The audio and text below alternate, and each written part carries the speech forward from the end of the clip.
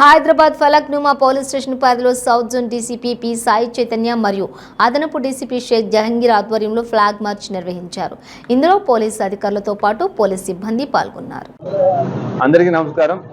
ఇవాళ Hyderabad city police south zone లో flag March నిర్వహించడం జరిగింది.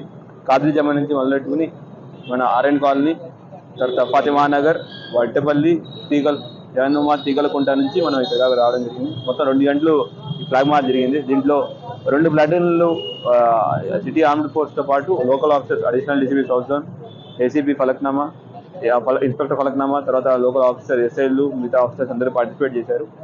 ఇదంతా ఒక కాన్ఫిడెన్స్ బిల్డింగ్ మెజర్ లో భాగంగా చేస్తున్న ఎక్సర్సైజ్. ఈ elections free, fair and peaceful గా జరుగుతుందని అందరికీ భరోసా కల్పించడానికి ఎక్సర్సైజ్ చేశాం.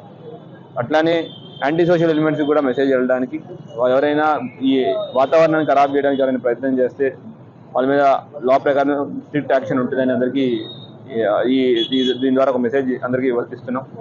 అట్లానే అందరికీ ఓటర్లందరికీ విజ్ఞప్తి, అందరికీ తెలుసు 2023 తెలంగాణ స్టేట్ అసెంబ్లీ ఎలక్షన్స్ జరుగుతున్నాయి. మన డిసెంబర్లో నవంబర్ 30 జరుగుతాయి. అందరూ ఎవరైతే ఓటు హక్కుదారులు అందరూ వాళ్ళ ఓటుని వినియోగించాల్సి కోరుకుంటున్నాం. Thank you. జై హింద్.